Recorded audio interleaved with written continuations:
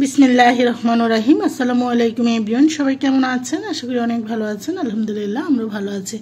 আজও আপনাদের মাঝে আরেকটি রেসিপি নিয়ে এসেছি। বাই দ্য ওয়ে, আমি দিনাস কুকিং হোম থেকে সবাইকে অনেক স্বাগতম জানাচ্ছি। আজকে আপনাদেরকে তৈরি করে দেখাবো টুনা মাছের কাবাব। খেতে কিন্তু দারুণ, লোভ ভরিয়ে মাছের কাবাবটা। এটা পোলাও, তারপরে হলো বিরিয়ানি, আপনার চাইলে রুটি পরোটার সাথেও খেতে পারেন সুস্বাদু এই কাবাবটি। আর বেশি করে বানিয়ে ফ্রোজেন করে রেখে দিতে পারেন। আর যাদের হয়তো টোনা মাছ নেই তারা চাইলে পাঙ্গাস মাছ, তেলাপিয়া মাছ দিয়ে করতে পারেন। চলে যাচ্ছি রেসিপিটির মূল পর্বে। এরকম 3টা ক্যান নিয়েছি আর কি, এখানে সবগুলো ঢেলে দিয়েছি। তো এগুলো আসলে বাজারেও কিনতে পাওয়া যায়, আর এগুলো তো আসলে আমার ছোটো বোন এনেছে বাহির থেকে, তো সে মাছগুলো দিয়ে বানাচ্ছি আর কি। তো আমি এখানে এটার ভিতর যেহেতু পানি দিয়ে মাছটা থাকে, এটা মেডিসিন আকার আর কি, সেটা স্ট্রেনের মধ্যে ঢেলে পানিটা চেপে চেপে ফেলে তারপরে এখানে আমি একটা কাঁচের বলে নিয়ে নিয়েছি। এখন দিয়ে দিচ্ছি আলু। অবশ্যই আলুটা দিবেন, এতে করে কাবাবটা ভিতরটা সফট থাকে, উপরটা ক্রিস্পি থাকে, খেতে অনেক ভালো লাগে।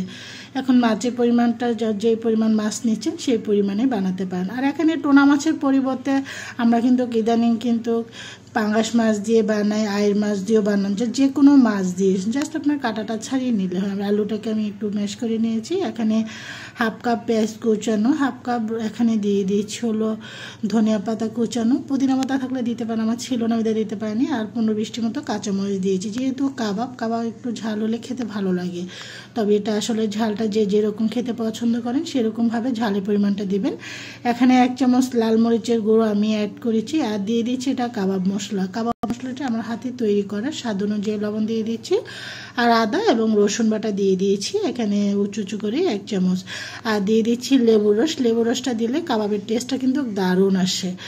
আর এটা মাছটার মধ্যে একটা গন্ধ থাকে, এই কাবাবের মধ্যে আপনার চাইলে লেবুর রসটা দিলে সেটা কিন্তু চলেও যায়। তো এখন প্রত্যেকটা জিনিস আমি ভালো করে মেখে নিচ্ছি।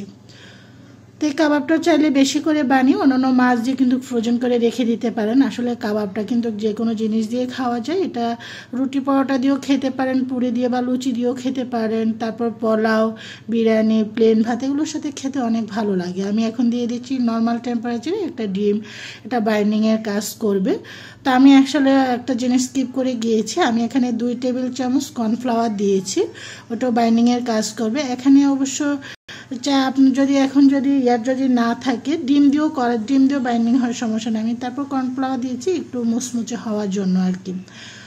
তো যদি আপনার যদি হয়তো ডিম না দিতে চান, চাইলে এখানে 2-3 টেবিল চামচ বাইন্ডিংয়ের জন্য আটা ময়দাও দিতে পারেন, বা কর্নফ্লাওয়ারও দিতে পারেন, বা বেসনও দিতে পারেন। আমার প্রত্যেকটা জিনিস মাখানো হয়ে গিয়েছে। এখন কাবাবগুলো আমি গোলাকার শেপ দিয়ে বানিয়ে নিচ্ছি। শেপটা আসলে যে যেরকম পছন্দ করেন সেরকমভাবে বানাবেন। এইভাবে করে সবগুলো কাবাবে আমি বানিয়ে নিব।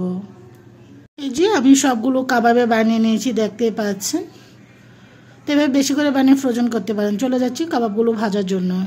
চুলো অলরেডি একটা ফ্রাইং প্যান বসিয়ে দিয়েছি, এখন এক এক করে কাবাবগুলো আমি দিয়ে দিচ্ছি। তবে খেয়াল রাখবেন তেলটা যেন অতিরিক্ত গরম না হয়। আমি কিন্তু একেবারে ডুবো তেলে ভাজছি না, আপনার চাইলে ডুবো তেলেও ভাজতে পারেন বা অল্প তেলেও ভাজতে পারেন। সবগুলো কাবাবে কিন্তু আমি ভাজার জন্য দিয়ে দিয়েছি। চুলাটাকে মিডিয়াম টু হাই ফ্লেমে রেখে কাবাবগুলো ভেজে নিচ্ছি। আমি একদম হাই ফ্লেমে দিচ্ছি না, যেহেতু আমার চুলার ফ্লেমটা বেশি। এভাবে করে কাবাবগুলো ভেজে নেব। এখন চলে এসেছি একটা কাবাব কাঠি দিয়ে কাবাবগুলো উল্টিয়ে নেওয়ার জন্য। কাবাবটার নিচ সাইডটা সুন্দর একটা কালার চলে এসেছে। তো একটা জিনিস আসলে দিলে পারতাম, কাবাবগুলো একটু ফুলকো হতো আরও বেশি, এমনিও সুন্দর ফুলেছে। একটু বেকিং পাউডার দিলে কিন্তু কাবাবগুলো দারুণ ফুলে উঠতো। সবগুলো কাবাবে কিন্তু আমি উল্টিয়ে দিয়েছি। দেখুন খুব সুন্দর একটা কালার কিন্তু চলে এসেছে, ফ্লেভারটাও দারুণ এসেছে। আমার কাবাবগুলো কিন্তু ভাজা হয়ে গিয়েছে। এখন আমি এক এক করে কাবাবগুলো উঠিয়ে নিয়েছি। আর কাবাবের উপরেটা এতটা সুন্দর ক্রিস্পি হয়েছে, আর খুব সুন্দর ফুলেছেও কিন্তু কাবাবগুলো। তো এভাবে যে চলে এসেছে এখন সার্ভিং প্লেটে নেওয়ার জন্য। এভাবে করে কাবাবগুলো সব আমি ভেজে নিয়েছি। আর গন্ধটা এত সুন্দর এসেছে, আসলে যে কোনো হাতে তৈরি মশলার ফ্লেভারটা কিন্তু দারুণ। আপনারা চলে যে কোনো মাছ দিয়ে সুস্বাদু কাবাবটা উপভোগ করতে পারেন। আমার বাসায় আসলে আমার হাজব্যান্ড, বাচ্চারা কাবাব খেতে অনেক পছন্দ করে। আসলে আমার অত বেশি একটা পছন্দ না, কিন্তু ওরা অনেক পছন্দ করে। এভাবে করে উপভোগ করতে পারেন কাবাব দিয়ে যে কোনো মাছের। তো এখন একটা কাবাব আপনাদেরকে ভেঙে দেখাচ্ছি। কাবাবের ভিতরটার টেক্সচারটা আর কি কীরকম। উপরেরটা ক্রিস্পি, ভিতরটা খুবই সফট। এভাবে করে বানিয়ে বেশি করে বানিয়ে ফ্রোজেন করে রেখে দিতে পারেন। অতিথি আপ্যায়ন বা নিজেরা বা প্রিয়জনকে নিয়ে উপভোগ করতে পারেন বিকেলে চায়ের আড্ডা। আশা করি সবারই ভালো লাগবে। আজ এই পর্যন্ত, সবাই ভালো থাকেন। আল্লাহ হাফিজ।